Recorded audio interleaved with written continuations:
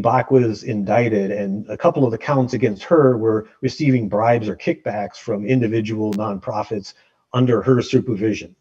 And there was another employee of hers who was also indicted and accused of taking kickbacks and bribes. That individual fled the country. He's no longer in the United States. His last name is Idle, and he's reportedly in Mogadishu, Somalia. And then there was a third employee of Feeding Our Future who was indicted but is expected to plead guilty. And she pled guilty to a number of things, including taking bribes and kickbacks from individual sites. So the bottom line is that there was an amazing amount of money, at least $250 million rattling around. And I take it that all of this was taking place primarily within the Somali community. Is that correct? For these three nonprofits, and it's just not the Somali community, there's a lot of other East African communities that participated under this, and there's other minority communities, and there's just regular sites. So, but the specific complaint that Feeding Our Future and Partners in Nutrition have pursued is that they've been discriminated against by the Department of Education because their clientele, these nonprofits underneath them, mainly serve Somali and East African communities. Got it. So let's move on a little bit here, Bill, because one of the things that I think is just amazing about this Feeding Our Future scandal is how brazen it was. Talk about that a little bit. The amount of money that is sloshing around here and the ways in which people are stealing it and spending it is just, it's remarkable. Well, the poster child for the brazenness is Amy Bach's live-in boyfriend, whose name is Empress Malcolm Watson Jr. And I think Catherine has a photo of Empress Malcolm Watson Jr. And as far as I can piece together, this photograph was taken in Las Vegas. The FBI claimed in a search warrant that Feeding Our Future paid Mr. Watson for renovations to office space that never really occurred, and he used the money instead for Las Vegas vacations and other frivolities. And I believe this picture, if you can see the palm trees in the background, was taken in Las Vegas, and Mr. Watson is standing in the sunroof of what I believe is a Rolls Royce. And the gesture he's making, I'll put words in his mouth. The gesture he's making seemed to be a commentary on the U.S. Department of Agriculture's oversight of these programs. So it was extremely brazen. There are a couple of other aspects of it. There were people accused of receiving bars of gold at a wedding reception, a wedding gift. Let's just pause on that for a second, Bill, because that's an amazing story too. And this comes from a member of the Somali community who reported a wedding where a young girl was being married, and among the gifts she was presented at the wedding was a tray with gold on the tray, pure gold of a value of $100,000. I mean, it's really astonishing, the amounts of money. Well, what else was it going for? Houses, real estate? What? Yeah, so the Department of Justice seized several dozen automobiles, and most of them pretty high end. There was a GMC Sierra truck that they paid $80,000 for. There were Mercedes, a couple of Teslas, so they high end vehicles. There were lakefront homes, lakefront lots undeveloped. There were reports of, they seized properties in other states. I think Ohio and Kentucky and perhaps Colorado. There were accusations that the Department of Justice has made that millions of dollars were sent overseas to Kenya, Turkey, China. And it's just amazing. The brazenness of it is the word. There were reports, and Star Tribune reported to this, that some of these alleged fraudsters were on social media holding up checks they had gotten from the state government for hundreds of thousands of dollars, presumably as a demonstration of their business prowess. But we look at it in hindsight as demonstrative of how brazen the fraud was. And again, some of the mechanisms of the fraud seem particularly, amateurish. The Department of Justice got a hold of some of the spreadsheets where they had created these invoices and found in the logs of who got the food, which children. They were supposed to keep a roster of names and ages of the people who received the food. And they found inside the Excel spreadsheet a program that was a random name generator. So to meet the legal requirements of having a roster, we fed 2,000 kids today. So they had a random number generator for the age and a random name generator, but they weren't in sync. So one month, Joe Smith was a recipient age 7, and the next month, Joe Smith was a recipient age 12 because the random number generator kept going. And the FBI claimed they investigated a lot of these rosters and found out of 2,000 kids that they were claiming to be serving 7 days a week, month in, month out, only 30 or 40 of them were actually enrolled in the local public schools.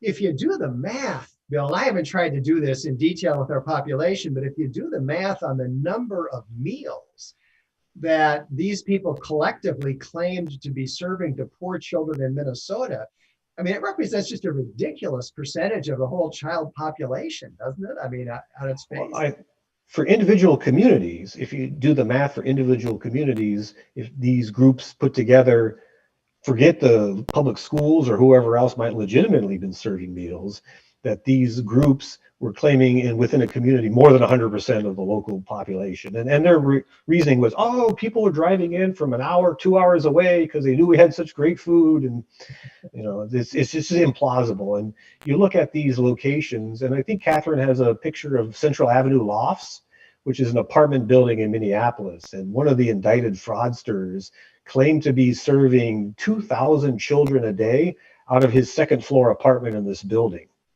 And the New York Times reporter David Fahrenthold came over in March of this year to do his own little investigation. And he went to the apartment and knocked on the apartment across the hall and asked, did you see 2,000 kids a day coming through and being served meals in the apartment across the hall?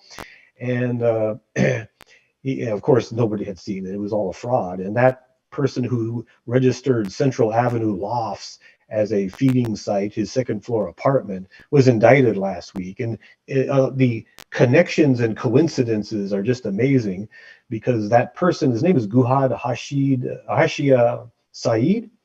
And Guhad happened to be one of the campaign workers for Ilhan Omar in one of her recent elections. So there's lots of connections between indicted people and prominent politicians in the state, and campaign contributions that were made and returned. But the brazenness was just incredible. I don't want to ask you a question, Bill, that we just can't answer at this point. But I think anybody listening to this narrative, looking at the pictures and so on, would ask, how could this happen? Isn't there somebody who is supposed to check these sites out that are getting many millions of dollars and make some effort to verify that what they're saying is true and that this money is actually being well spent? How did that whole thing break down? Do we know? Well, if you believe the Department of Justice at the Feeding Our Future, that the employees of Feeding Our Future who were supposed to be performing those tasks were in on the scam. That the employees that they've indicted, rather than going and conducting the spot checks and doing all the documentation reviews, were actually receiving kickbacks from the would-be fraudsters.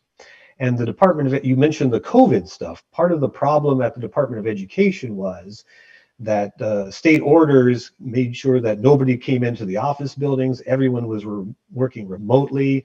Apparently the word got out to Department of Education employees not to visit these sites in person because of the dangers of spreading COVID.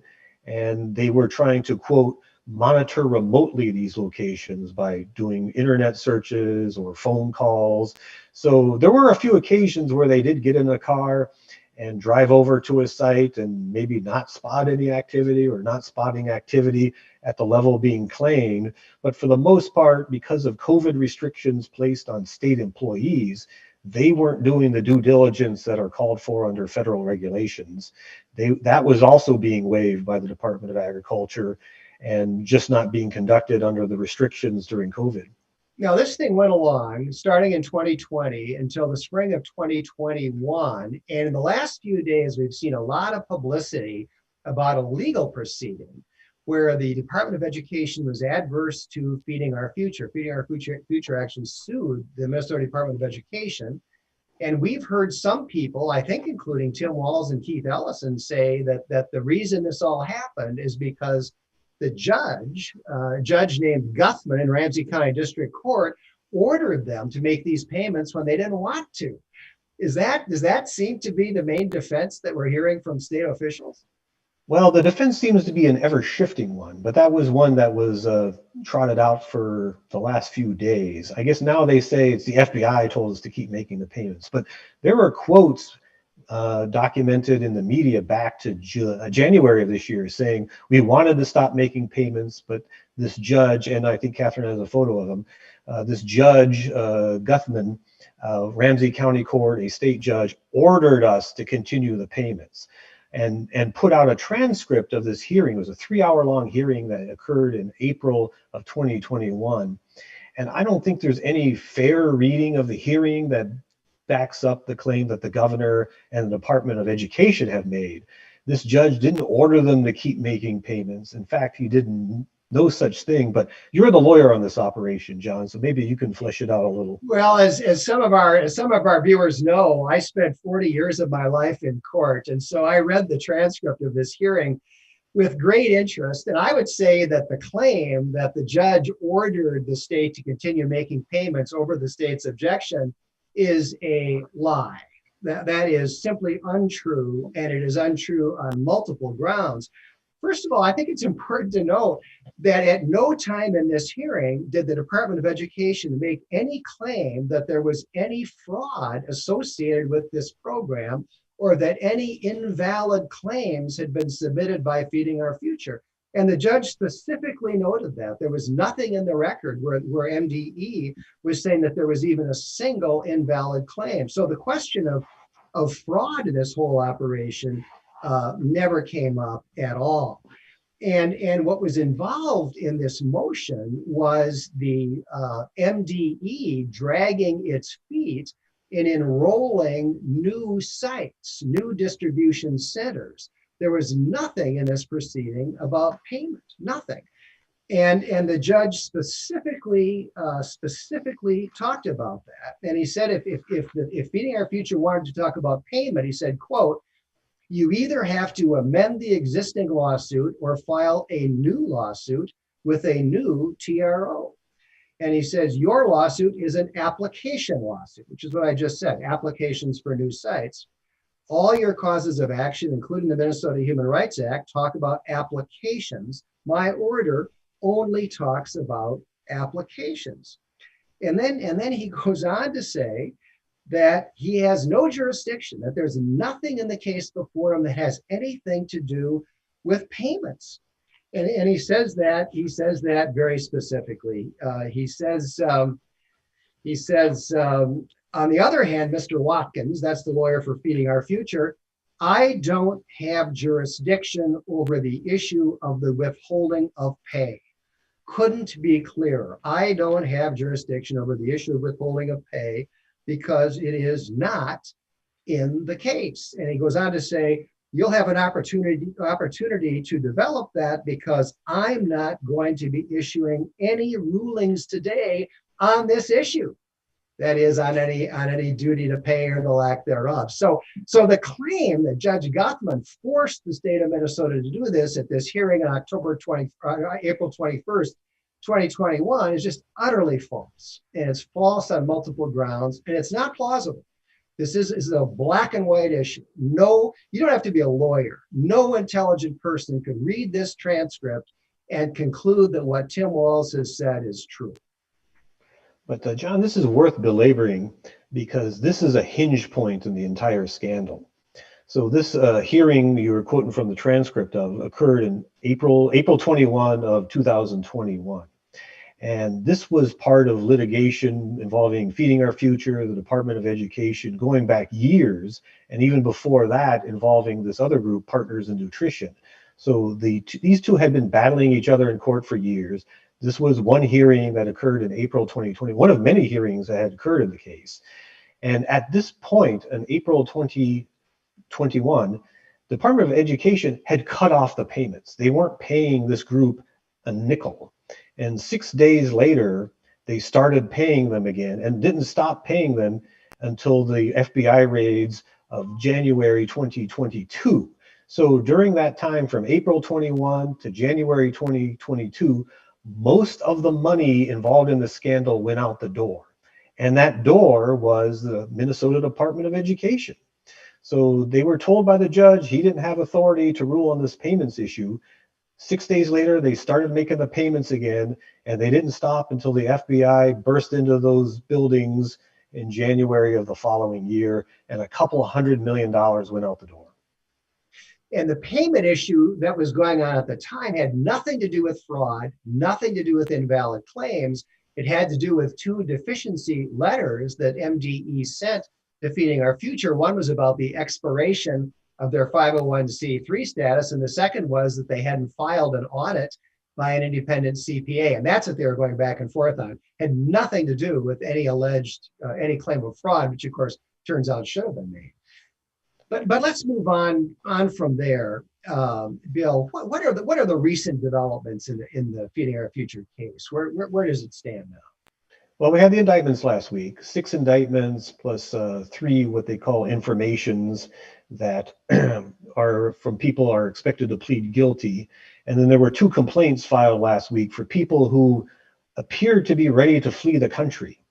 There was one person who was arrested who was said to be heading to Istanbul, Turkey, and was actually arrested at O'Hare Airport in Chicago. And then we had another person who was headed to Ethiopia, and she was arrested as well. So that brings us to the 49 people who have been charged in the case. But since then, we've had, and we've touched on this, a lot of back and forth between Tim Walz, the Department of Education, candidates, Republican candidates who are running for office on who's to blame. And we have also seen all these documents filed in federal court. There's a bunch of state court actions as well. These other 2 nonprofits that I mentioned, Partners in Nutrition and Gargar Family Services, are both suing the Department of Education. And in Partners in Nutrition's case, they're suing for failure to pay invoices dating back to November of last year. It's interesting where the Department of Education said they didn't have the authority to stop payments. Since January, they have refused to pay and will not budge. So apparently they rediscovered this authority that they claimed they didn't have last year. But yeah, you asked about new developments. There's almost a new development every single day in this case. It had been dormant for many months over the summer, but after the indictments, almost every day there's a new major development, and a lot of the local media are reporting on it now and going back and taking a second look at reporting they did on the case a year ago or later, because the reporting that was done prior to the FBI raids were all of the vein of the Department of Education's cut off funding for these poor nonprofits who are serving minority children. How dare they, and how cruel.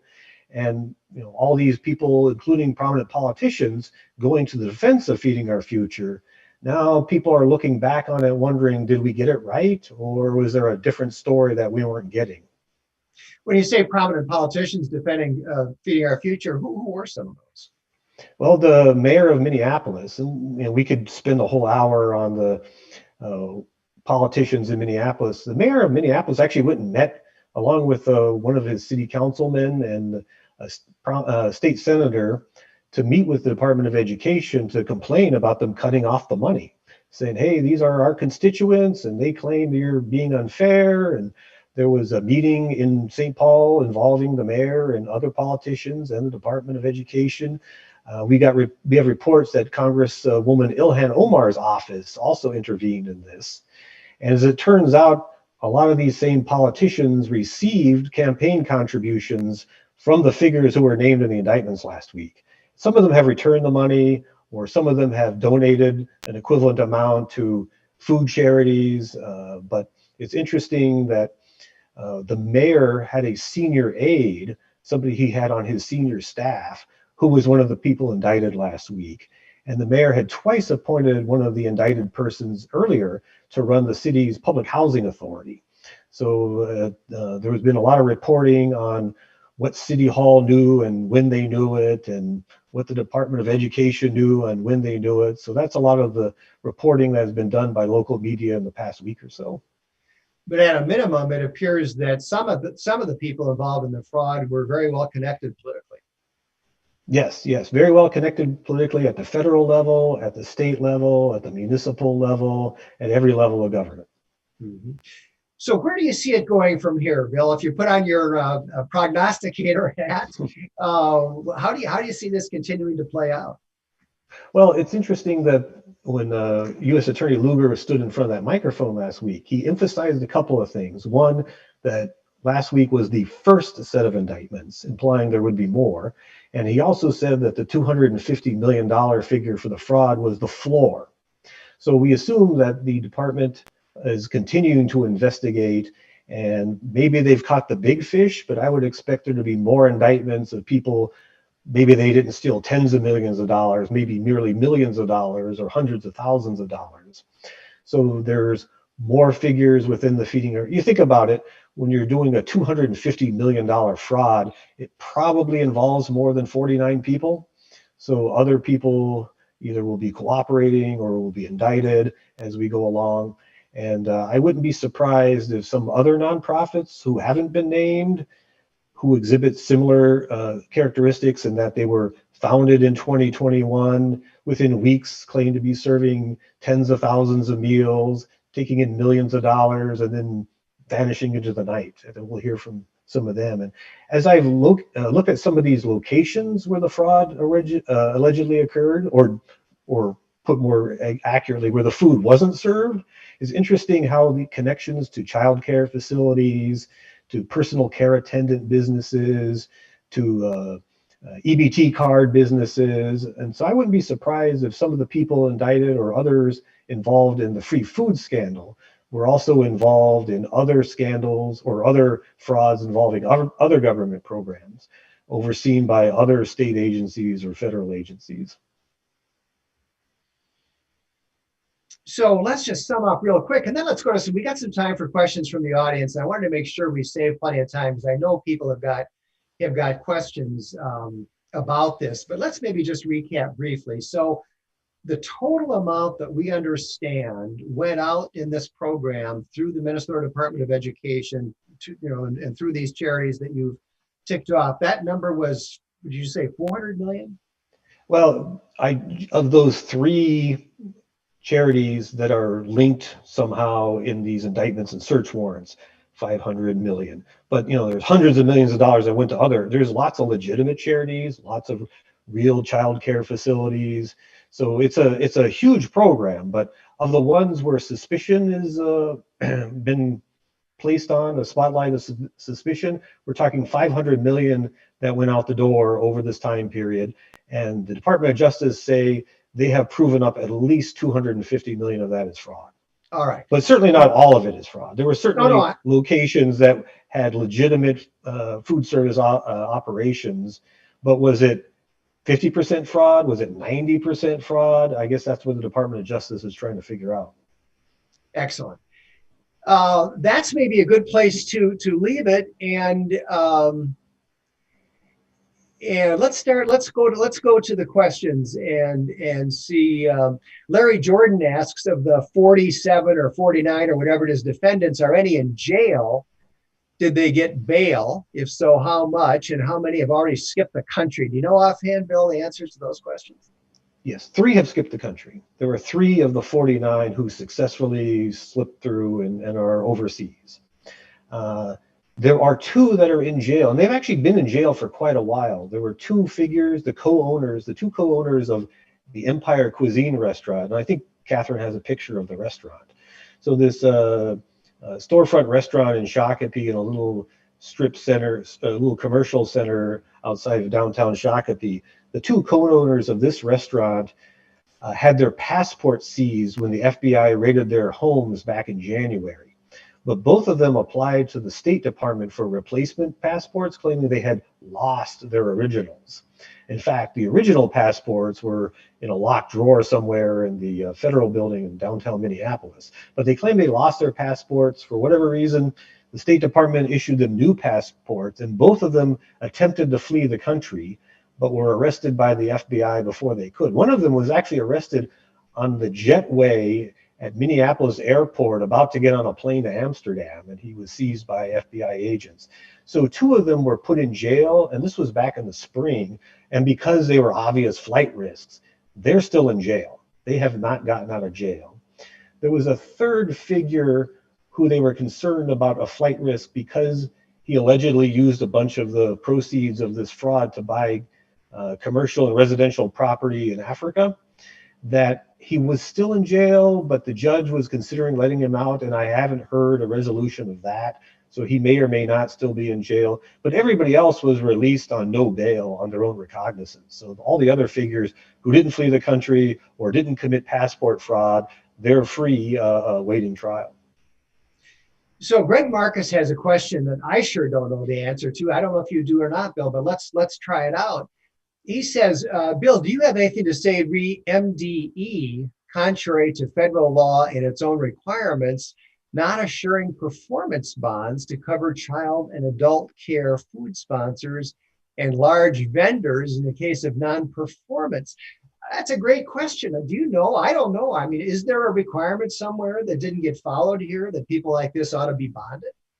I don't think so. I mean, it's a good idea, especially when the judge, the dispute about the payments hinged on could they not get away with not paying before they put new conditions on it. And if you had a performance bond, you could draw on that if they mistakenly made payments based on fraudulent claims. But it's amazing if you read the regulations of the program, even notwithstanding even the COVID relaxation of it, it's lightly regulated.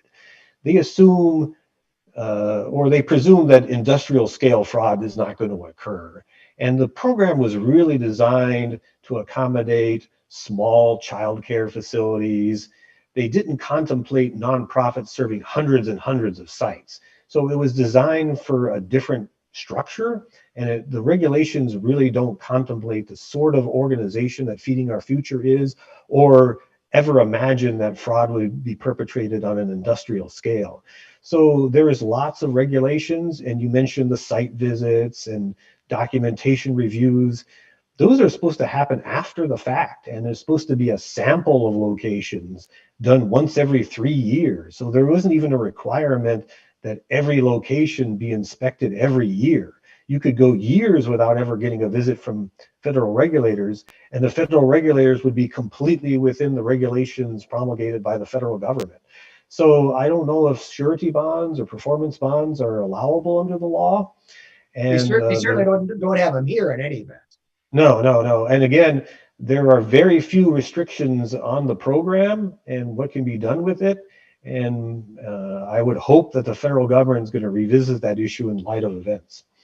You know, if nothing else, Bill, it seems to me this whole scandal gives us an alarming insight into how both the federal government and the state government spend our money. You know, yeah, it's interesting. The ease with which these hundreds and hundreds of millions of dollars are just shoveled out the door with essentially no oversight is eye-opening. You know, again, you mentioned at the top of the program that I worked for the state legislature. And when I was on staff at the state legislature, I worked under Chair Pat Garofalo, who ran a committee where we were giving out tens of millions of dollars to nonprofits. And just in the course of putting our bills together, staff did a little due diligence. Do these nonprofits have all their registrations in order, which Feeding Our Future apparently didn't? Were they properly registered with the department or the Secretary of State's office, with the Attorney General's office? Were they filing their tax returns with the IRS? Who was on the board of directors? Did the board of directors, did any of the people involved, the principals, have criminal records? We did those due diligence checks under Garofalo just for little grants we were giving out in the state budget. And I can't imagine giving out hundreds of millions of dollars without doing those kind of checks. Here's an interesting question. He says, Attorney General Ellison has stated that he's unable to comment due to attorney-client privilege. Who is the attorney and the client, and why is he unable to comment? I don't know. Maybe I'll answer that one, Bill. You should answer that one. Well, Keith Ellison is the attorney. His only client is the state of Minnesota and its agencies here at the Minnesota Department of Education. And so I take it what he's saying is, well, I have to maintain confidentiality about my conversations with my client, the Department of Education. But I think the more fundamental point is that as the chief law enforcement officer of this state, forget about his client. He's got, he's the attorney general. He's got some responsibility to be on the lookout for crime. And if there are signs of crime, to try to do something about it. And that doesn't seem to be a topic on which Attorney General Ellison wants to be heard. What else have we got? Michael Lehman asks, will these people be convicted? Thoughts on that, Bill? Well, again, I read the search warrants and the affidavits, and the amount of detail is extremely dense in these. They have bank records, they have invoices, they have emails. The FBI and the IRS actually did stakeouts of these facilities. They did interviews with neighbors. They have members of the conspiracy who are agreed to plead guilty, presumably in exchange for testimony against others up the food chain. And again, I haven't heard the other side of it. I've heard a lot of, everything was on the up and up, and this is just racism on the part of state agencies. And when they get their day in court, they'll prove that there was no fraud. But the level of detail in these affidavits and these search warrants just seem overwhelming to me. But again, we're only hearing one side of it. And as I keep reminding you, I'm not the lawyer here. It does seem that, as we just talked about earlier, the brazenness of the fraud is going to make it very difficult to defend these indictments. I mean, it's going to be hard to explain why you're using a random name generator to identify the kids that you served lunch to, right? These seem like very, very strong cases to me. But here's a question from John Devine.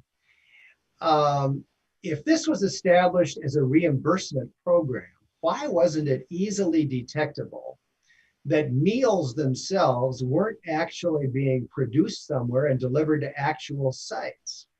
It seems that the Minnesota Department of Education didn't even provide minimal oversight. Can you describe, Bill, what documentation did they get? They had to get something that purported to show all these meals being served, right? Right. And the documentation was just the invoice. So the documentation that they received was a one-page invoice saying we did 2,000 meals on this day, 2,000 meals on the next day, and it added up to a dollar amount on the bottom line.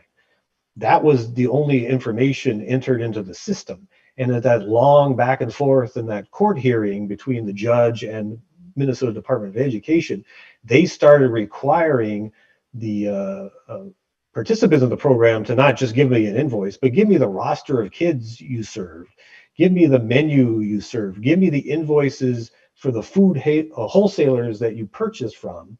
And then there was a whole host of documents that the sites are required by law to keep on file. But the way the program is structured, it's a reimbursement program. So you say, last month I fed 2,000 kids every day for the month, multiplied by $2 per meal. So here's the dollar amount you need to pay me.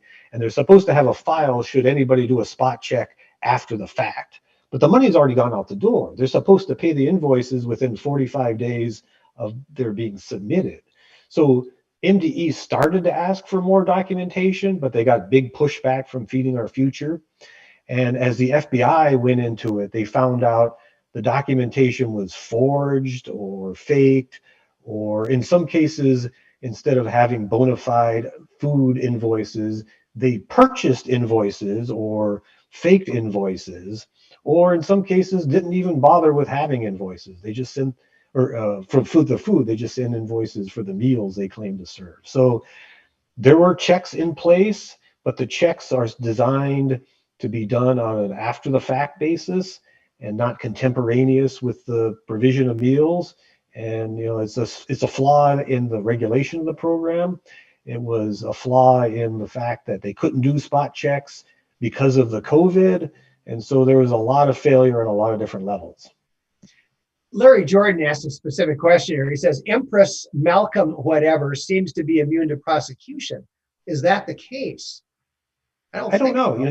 He was named in the search warrant. They were very specific about what he did and what he didn't do and what his role in the fraud was. And I don't take his absence from the first set of indictments to mean he's going to get away scot-free.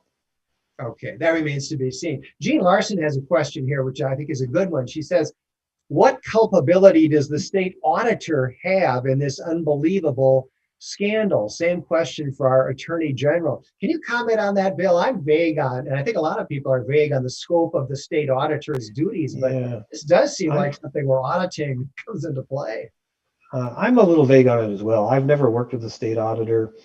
We have inspectors general at the state agencies. Where were they?